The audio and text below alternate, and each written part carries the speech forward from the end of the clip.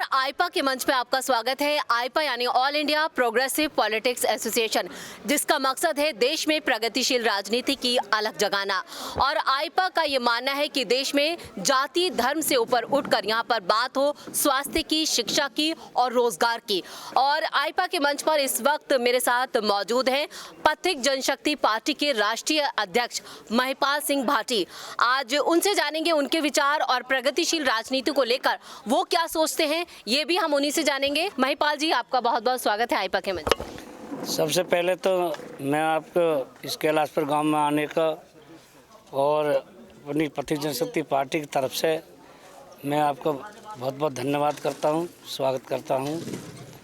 और ये जो आपकी हमारी अपनी सभी समाज के, सर्व समाज के लोगों को साथ में लेते हुए हमने पिछले 5 सितंबर को पथिक जनशक्ति पार्टी का स्थापना दिवस मनाया।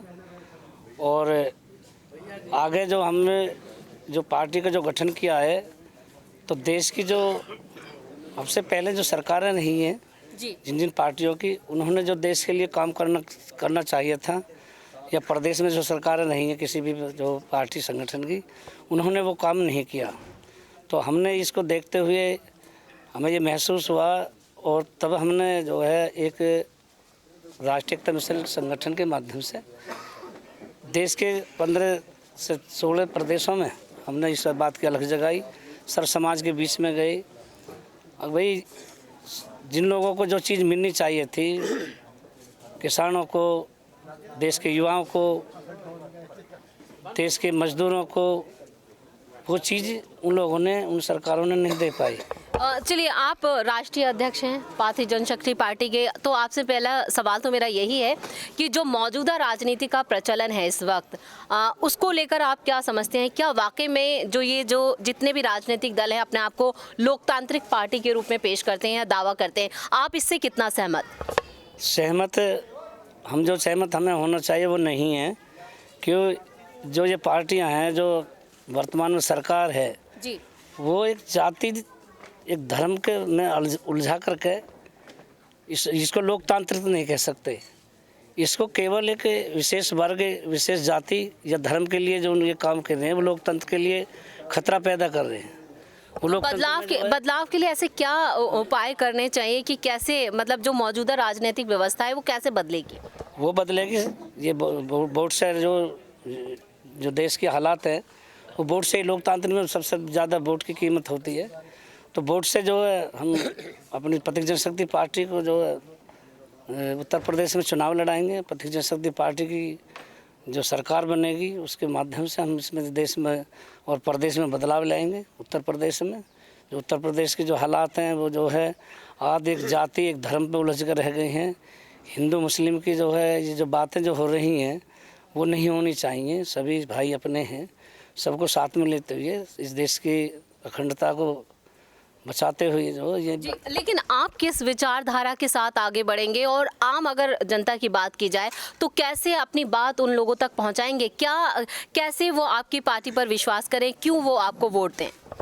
हमने जो है अपने पूरे प्रदेश में, हम उत्तर प्रदेश की बात नहीं करके पूरे देश में गए हैं, कई प्रदेशों में गए हैं, और हर घर घर तक गए हैं। उन लोगों को हमने अपनी विचारधारा, राष्ट्रीय एकता मिशन की संगठन की विचारधारा से अवगत कराया कि भाई आप लोग जो है सुख सुविधाओं से वंचित हैं। जो आपकी मूल सुख सुविधाएं हैं, रोजी रोजगार है, आपके जो भी है, शिक्षा है, चिकित्सा है, उससे वंचित। हमने कही अब आप हमारे इस विचारधारा से जुड़िए, और भविष्य में हम एक पार्टी को गठन करेंगे, चुनाव लड़ाएंगे, तो आपको इसमें बदलाव करेंगे। तो एक व्यक्ति का जो पूरा विकास हो, यहाँ पर रोजगार, आपने कहा है कि रोजगार, रोजगार की बात करेंगे, स्वास्थ्य की बात करेंगे, हम यहाँ पर शिक्षा की बात करेंगे। तो ये ऐसे है कि अक्सर जब वोट आते हैं, चुनाव नज़दीक आते हैं, तो पहले यही मुद्दे होते हैं, इन्हीं मुद्दों की भरमार होती है। लेकिन ये मुद्दा कब भावनात्मक तौर पर बदल जाता है, कब धर्म और राजनीति पर जो पूरा परिप्रेक्ष्य है वो कब बदल जाता है? क्योंकि इमोशनली लोग वोट डालते हैं, भावनात्मक तौर पर हमारे देश में, या खासतौर से मैं प्रदेश की ही बात कर लूँ, उत्तर प्रदेश की, तो उत्तर प्रदेश में भी ज़्यादातर जो वोटिंग होती है वो जातीय समीकरण पर होती है। हाँ, जाति समीकरण पर तो होती है, लेकिन हम इस जाति समीकरण को तोड़ने की वो करेंगे। हमारी पार्टी की जो पथिक जनशक्ति पार्टी की वो है, जाति समीकरण नहीं होना चाहिए। ये होना चाहिए समानता विचार की विचारधारा को लेकर हम चले देश में, और सभी समान हैं इस देश के अंदर, सभी जाति न हो करके सभी भाई हैं, नागरिक हैं। हम इसमें बदलाव इसलिए चाहेंगे कि भाई अब से पहले इन लोगों ने जो लुभावने लुहाने जो बातें लेकर आई हैं, तो हमें वो नहीं होनी चाहिए। ये किसी की भावना को ऐसा ठेस नहीं पहुंचानी चाहिए। एक भावनात्मक जो लोगों ने वोट किया है और उनकी सरकारें बनी है, तो उनको जो है फिर सरकार बनाने के बाद में उनको फिर अनदेखी की है, वो नहीं होनी चाहिए। हमने जो इस दर्द को महसूस किया है, तो इस दर्द को महसूस करते हुए हमने ये संकल्प किया, ये दृढ़ संकल्प है हमारा। अब हम इस देश में न्यायप्रिय शासन देना चाहते हैं। तीनों प्रणाली को हम दुरुस्त करेंगे। जो इस टाइम देश में जो तीनों प्रणाली फिलहाल जो गड़बड़ा रही हैं, न्याय प्रणाली है, शासन प्रणाली है और कार्य प्रणाली है, तीनों प्रणाली बिल्कुल उसमें जो सर आपके सबसे बड़े मुद्दे क्या रहने वाले हैं? अगर घोषणा पत्र की आपकी बात कर ली जाए तो उस घोषणा पत्र में सबसे ऊपर आप कौन सी ऐसी बातें रखेंगे जिससे समाज के सभी वर्गों का विकास हो? सबसे पहले हमारा जो इसमें अपनी पथिक जनशक्ति पार्टी के हम चुनाव लड़ेंगे, तो हमारा जो घोषणा पत्र होगा वो सबसे पहल प्राथमिकता जो हमारी होगी वो आज देश में जो युवाओं की जो बेरोजगारी को देखते हुए हमारी सबसे पहले उनको युवाओं को रोजगार दिलाने की प्राथमिकता होगी। और दूसरे नंबर पर जो हमारी घोषणा होगी घोषणा पत्र में, आज देश की जो किसानों की जो हालात ख़राब हैं, वो आत्महत्या कर रहे हैं, उनकी जो उपज का जो उनके जो मेहनत का जो पैसा खेती का वो मिलना चाहिए वो नहीं मिल पा रहा है, उनको अनदेखी किए रहे हैं। हम उनके पे भी काम करेंगे, हमारी पथिक जनशक्ति पार्टी, और हम पथिक जनशक्ति पार्टी की सरकार बनेगी। और तीसरा मुद्दा हमारा रहेगा भाई इस देश में जो गरीबों को समान शिक्षा मिलनी चाहिए। अब जो बड़े बड़े जो व्यवसाय बना लिए हैं, बड़े बड़े यूनिवर्सिटियाँ खोली हैं प्राइवेट, उनमें जो हमारे जो गरीब लोग हैं वो अपने बच्चों को शिक्षा प्राप्त नहीं कर पा रहे हैं। इसलिए हमारी उनसे भी हमारी जो है प्राथमिकता रहेगी, है जी, शिक्षा समान होनी चाहिए।